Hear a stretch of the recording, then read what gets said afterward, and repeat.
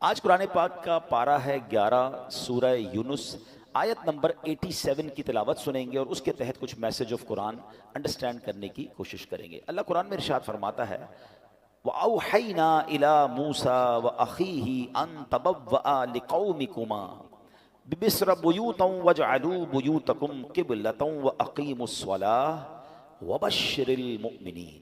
ये एक ऐसी कमाल की आयत है कि इस आयत में हम सबको अपने घर का एनवायरनमेंट कैसा रखना है वो गाइड किया गया है। आज घर की डिज़ाइनिंग कैसी हो, घर की कलर स्कीम कैसी हो, घर का फर्नीचर कैसा हो, एम्बियंस कैसा हो, एलिवेशन कैसा हो, उस पर बहुत डिस्कस होती है। घर के अंदर माहौल कैसा हो, घर वालों का आपस में इंटरेक्शन कैसा हो, हमारी शरीयत, हमारा कुरान हमसे क्या चाहता है। Actually this is today's topic. ठीक है, अब जरा पहले इसका तर्जमा सुन लीजिए। अल्लाह कुरान मजीद में इरशाद फरमाता है, आसान तर्जुमा कुरान कंजुल इरफान, और हमने मूसा और उसके भाई को वही भेजी कि मिस्र में अपनी कौम के लिए मकानात बनाओ और अपने घरों को नमाज की जगह बनाओ और नमाज कायम रखो और मुसलमानों को खुशखबरी सुनाओ। सुभान अल्लाह। तो पता चला कि ये कुरान ने जो हज़रत मूसा अलैहिस्सलाम को अल्लाह करीम ने जो यूँ समझिए ऑर्डर दिया या उसकी गाइडलाइन दी, वो क्या है, इंशाअल्लाह इसको हम समझते हैं। पहले एक बात समझ लीजिए कि अल्लाह करीम की हमारे पास हम पर करोड़ों नेमतें हैं। एक अहम तरीन नेमत हमारा घर भी है। घर चाहे झोपड़ी की सूरत में हो, महल हो या छोटा हो, है बड़ा हो, आलीशान घर हो, घर आखिर घर ही होता है। हज़रत अनस बिन मालिक रदी अल्लाह तआला फरमाते हैं, नबी पाक जब बिस्तर पर तशरीफ़ लाते तो कितनी खूबसूरत दुआ है वो फरमाते। ये दुआ भी है और हम सबके लिए मैसेज भी है। अल्लाह के नबी दुआ फरमाते, अल्हम्दुलिल्लाहिल्लज़ी अतअमना व सक़ाना व कफ़ाना व आवाना फ़कम मिम्मन ला काफ़िय लहू वला मूविया। तर्जुमा क्या है? सब तारीफ़ें अल्लाह पाक के लिए हैं जिसने हमें खिलाया पिलाया, हमारी ज़रूरत पूरी फरमाई और हमें ठिकाना अता फरमाया। कितने ऐसे हैं जिनके पास बक़द्रे किफ़ायत असबाब नहीं, कितने ऐसे हैं कि जिनका कोई घर नहीं है। ये घर मिलना, भले आप किराए के घर में रहते हैं, कहीं भी रहते हैं, छत है ना, ये बहुत बड़ी नेमत है। आज भी कितने लोग हैं जो बेघर हैं, फुटपाथ पे सोते हैं। क्या हमने इस बात पर कभी अल्लाह का शुक्र अदा किया कि अल्लाह तूने हमें घर दिया है, हमें बेघर नहीं बनाया है। घर बहुत बड़ी नेमत है। कुछ लोग जो ट्रैवल करते हैं, मेरी बात जल्दी समझ जाएंगे, हम दुनिया भर में ट्रैवल कर लें, आप पंजाब जाएं, पाकिस्तान के किसी शहर जाएं या दुनिया में कहीं ट्रैवल करें, जिनको अल्लाह ने नवाजा है वो 5 स्टार होटल में रहें, बेहतरीन घरों में रहें, मगर जो लुत्फ और सुकून अपने घर आकर एक इंसान की फीलिंग बनती है कि मैं अब अपने घर में हूँ, बेशक वो घर छोटा सा हो, छोटा सा बिस्तर क्यों ना हो। वो कहते हैं ना, जैसी नींद अपने बिस्तर पर आती है वो दुनिया में आपको किसी भी लग्जरी घर पे भी या किसी भी नरम बिस्तर पर नहीं आती। ऐसा ही है, ये नेमत है। अपने घर में आकर बंदा एक सिक्योरिटी फील करता है। अब जरा इस बात को समझिए कि अल्लाह करीम ने हम पर एहसान कितने किए हैं। इस दुनिया में कितने जानवर, मूजी कीड़े, सांप, बिच्छू, शेर जो इंसानों को तकलीफ पहुंचाने वाले हैं, मगर अगर वो हमारे घरों की तरफ, हमारे मोहल्लों में आ जाए तो कितना बड़ा मुश्किल हो जाएगी, घर से निकलना मुश्किल हो जाएगा ना। मगर कोई तो है ना जिसने इन सबको हमारी आबादियों से रोक रखा है। राइट लेफ्ट कई जगहों पर ये जानवर पाए जाते हैं, आसपास जंगलात हैं शहरों के आसपास, मगर वो आबादियों की तरफ नहीं आते। ये अल्लाह करीम है जिसने इन आफतों, बलाओं, इन मुश्किलों को हमारे घरों से, हमारी सोसाइटी से रोका हुआ है। हम अपने घरों में सुकून पाते हैं, मगर क्या कभी सुकून का शुक्र अदा किया है? नबी पाक की इस दुआ का एक जो छोटा सा हिस्सा है ना, इसको बार बार पढ़ते रहा करें। अल्हम्दुलिल्लाहिल्लज़ी कफ़ाना व आवाना, मिलकर पढ़ ले, अल्हम्दुलिल्लाहिल्लज़ी कफ़ाना व आवाना। इसका माना क्या है? तमाम तारीफ़ें उस अल्लाह के लिए हैं जो जिसने हमारी ज़रूरियात पूरी फरमाई और हमें ठिकाना अता फरमाया। हम अल्लाह से दुआ करते हैं, अल्लाह हमें अपने घर में और बरकत नसीब फरमा, हमारे घर में हमारी हिफाजत फरमा, हमारे घर वालों पर रहमत की नज़र फरमा। ए अल्लाह, दुनिया में ठिकाना दिया है, जन्नत में भी ठिकाना अता फरमा। शुक्र अदा करोगे ना, कहते हैं ना, ला इन शकरतुम लअज़ीदन्नकुम, तुम मेरा शुक्र अदा करोगे मैं तुम्हें और अता करूंगा। जो बड़े बड़े घरों में रहकर भी कुछ लोग नाशुक्रे हैं और कुछ छोटे से बिस्तर पर सोकर भी अल्लाह का शुक्र अदा कर रहे हैं। कमाल तो ये है ना कि शुक्र ज़बान पर हो, शिकवा नहीं होना चाहिए।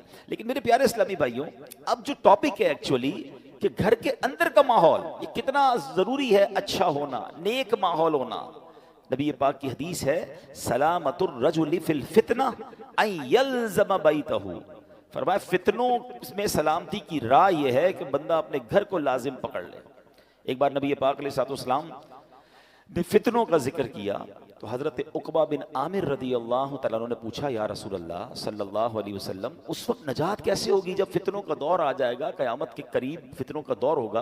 तो नबी पाक ने एक फार्मूला दिया। आका ने फरमाया, अमलिका अलैका लिसानक, जब फितने फैल जाएं तो 3 काम करना, ठीक है? अपनी जबान को अपने काबू में रखो, वल यसअक बैतुक, तुम्हारा घर तुम्हें काफी हो, ज्यादा बाहर ना निकलो, घर के अंदर वक्त गुजारो। फिर फरमाया, वब की अला खतीअतिक, अपनी खताओं पर आंसू बहाते रहो। फितनों का दौर हो तो अपनी जबान काबू में रखनी है, अपने गुनाहों पर रो रो कर माफी मांगते रहें और अपने घर में रहें। अच्छा, ये तो हदीस पाक है। अब उलमा फरमाते हैं कि ये शायद हमारे माशरे के लिहाज से ये हदीस इस तरह इंप्लीमेंट नहीं हो पाती, क्योंकि आज कई लोगों के घरों का माहौल ऐसा है कि बंदा बाहर रहे तो शायद फितनों से बचा रहे। घर के अंदर लड़ाई है, झगड़े हैं, अमन और सुकून नहीं है, घर में पहुंचते ही दरवाजा बंद करके इंसान वो गुनाह कर रहा है कि जो बाहर नहीं करता।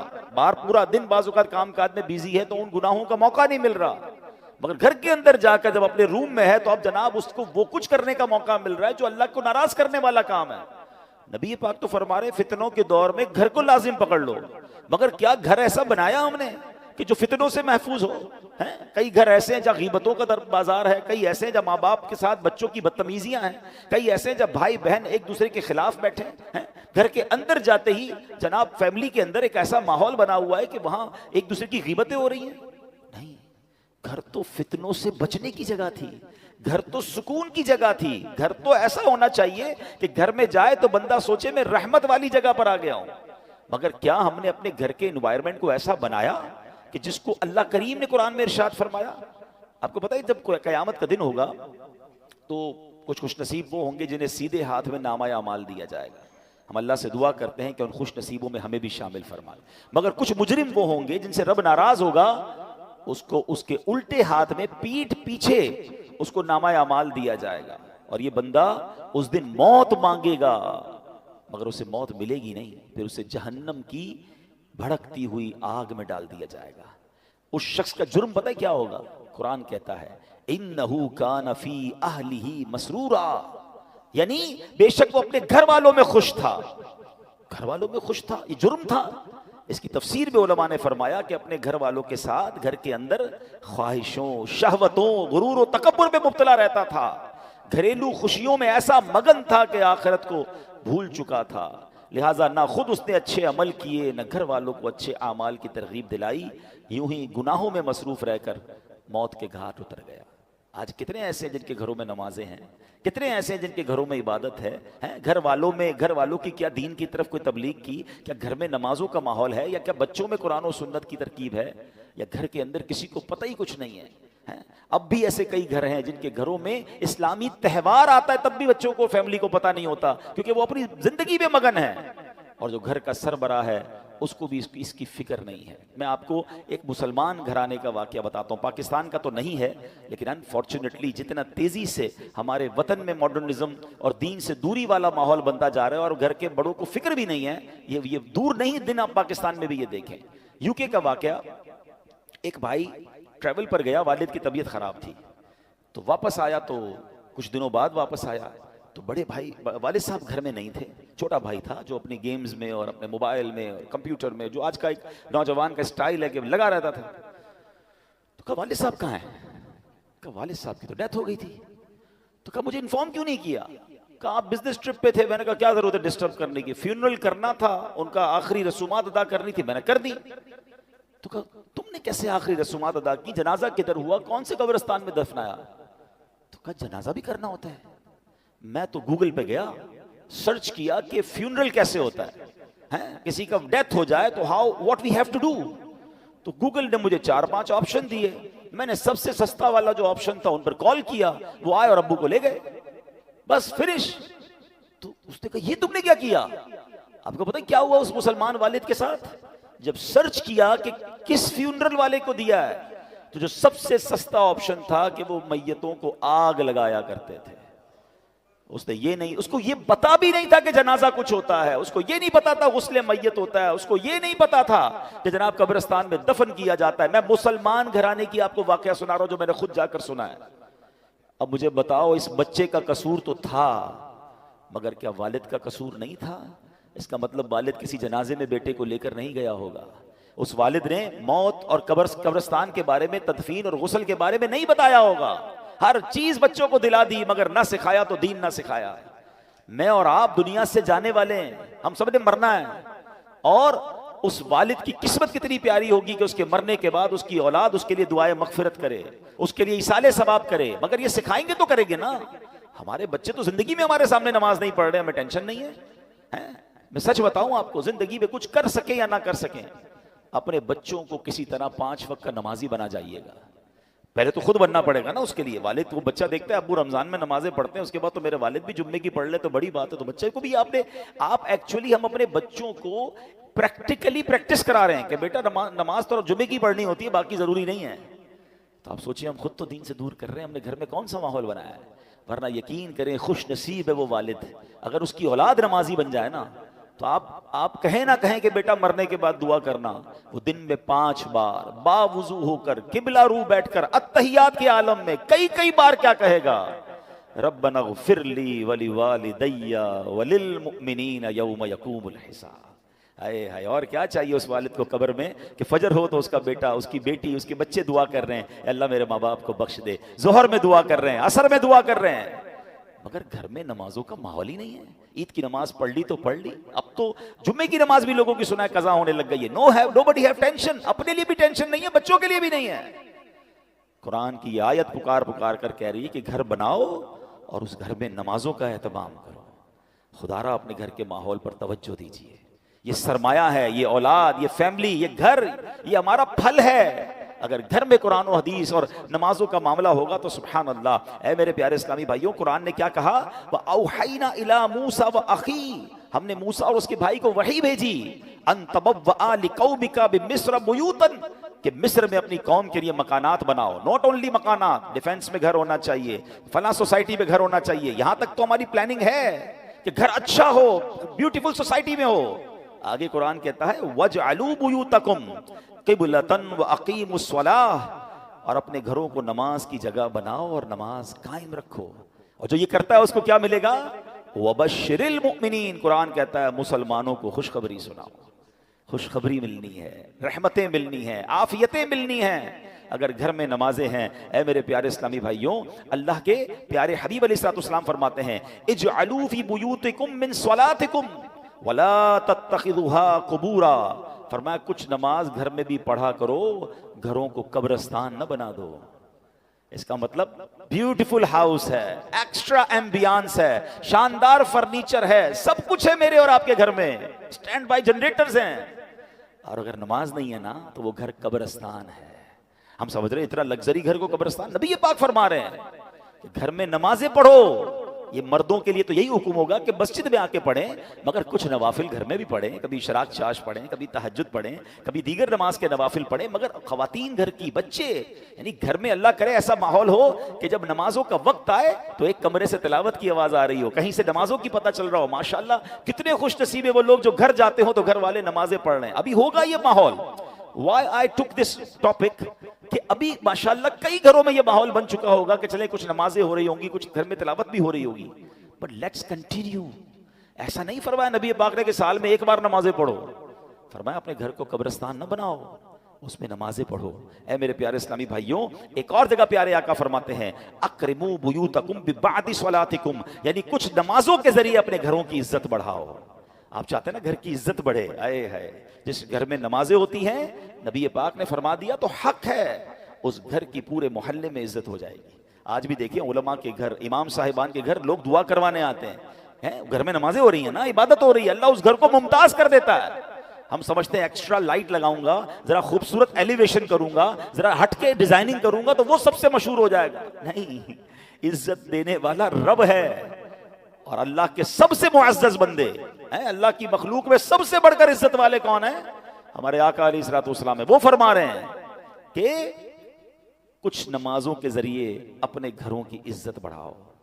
नमाज के बारे में एक और हदीस सुनो, अस्सलातु इमादुद्दीन, नमाज दीन का सुतून है।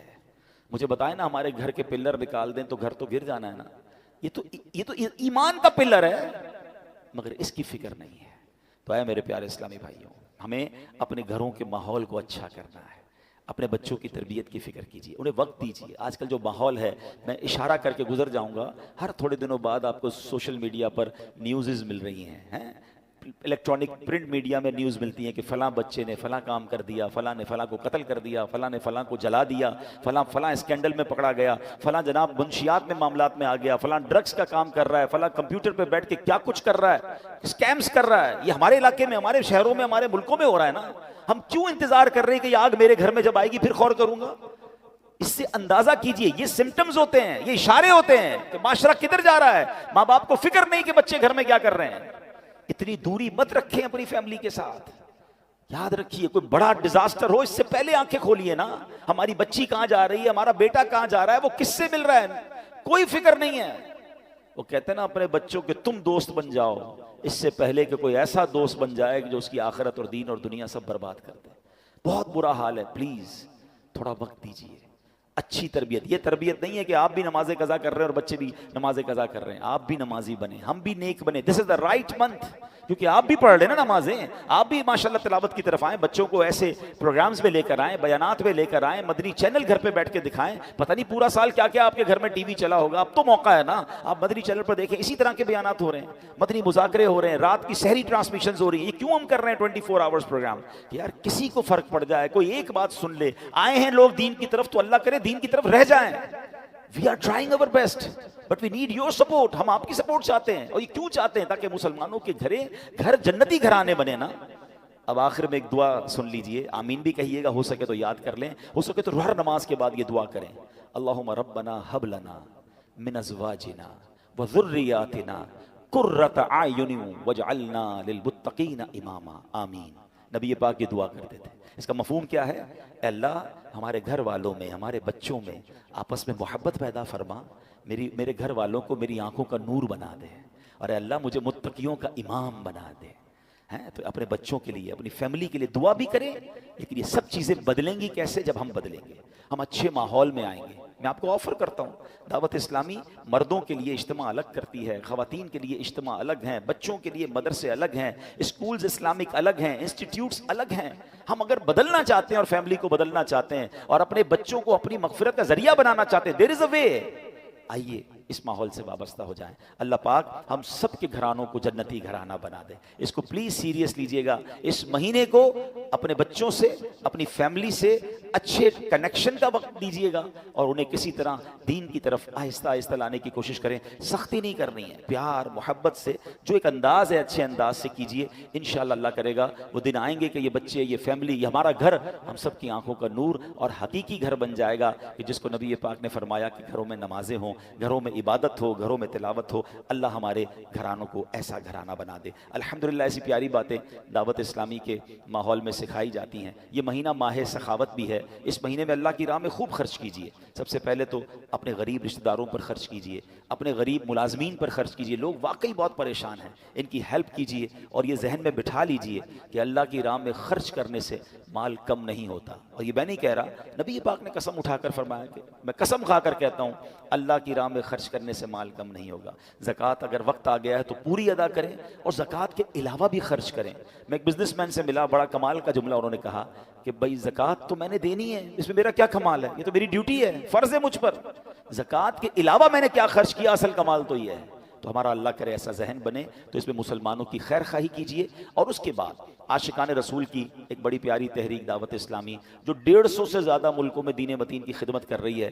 एक 16,000 से ज़्यादा हमारे मदारिस हैं, हज़ारों मसाजिद हम बना चुके हैं, बनाते चले जा रहे हैं। दुनिया भर में दीन की खिदमत हो रही है, गैर मुस्लिम मुसलमान हो रहे हैं। फिर वेलफेयर के काम भी बड़े पैमाने पर हो रहे हैं, माजूर बच्चों के सेंटर चल रहे हैं, जनाब लाखों लोगों को रोज़ाना खाना खिलाया जा रहा है। और भी बहुत सारे दीन के काम है जो दावत इस्लामी से इन टच हैं, उनको बहुत सारी मालूमात है, तो अपनी ज़कात में, अपने डोनेशन में, अपने फ़ितरे में अपनी दावत इस्लामी को भी ज़रूर याद रखिए। बाहर भी हमारे इस्लाम में मौजूद हैं। और इसके साथ साथ एक बहुत खूबसूरत अनाउंसमेंट है, जैसे कि ये मस्जिद देखें ना, ये मस्जिद कितना बड़ा तोहफ़ा है दावत इस्लामी की तरफ से। 2 जुमे की नमाज़ें होती हैं, दोनों ही माशाल्लाह फुल हैं। अल्लाह करेगा जल्द इंशाल्लाह इसको एक्सटेंशन भी अल्लाह हमारी मदद करेगा तो हम करेंगे। तो इसी तरह हमारी एक और मस्जिद की तामीर जारी है, फैज़ान मरियम। ये बिल्कुल 26 स्ट्रीट पे अगर आप जाएं, KFC के बिल्कुल सामने, और शानदार लोकेशन पर। और वहाँ भी इस वक्त भी हज़ारों लोग जुमे की नमाज़ और बाकी नमाज़ें पढ़ रहे हैं। वहाँ मार्बल लगा रहे हैं। तो हमारे पास अब माशाल्लाह काफ़ी चीज़ें तो हो गई हैं, लेकिन वहाँ 20,000 रुपए का एक मार्बल, एक समझ ले पीस है मुसल्ले का जिसको हम कहते हैं, और वहाँ पर हमें 210 अब मुसल्ले बाकी हैं। तो ये अपने लिए, अपने मरहूमीन के इसाले सवाब के लिए आप उस मस्जिद में खुद जाकर भी दे सकते हैं। माशाल्लाह यहाँ हमारे मंसूर भाई मौजूद हैं, ये गेट पर आपको मिल भी जाएंगे। मजीद इनसे कोई मालूमात करना चाहते हैं, इसी क्वालिटी का मार्बल देना चाहते हैं तो भी हो सकता है। जितने लोग सजदा करते रहेंगे, जब तक नमाजें होती रहेंगी, ये सदका जारिया हमारे लिए हो जाएगा। अल्लाह पाक हमें अपनी राह में दिल खोल कर खर्च करने की तौफीक अता फरमाए। आमीन बिजाहिन नबी अमीन सल्लल्लाहु तआला अलैहि वसल्लम। सुन्नत अदा कर लीजिए।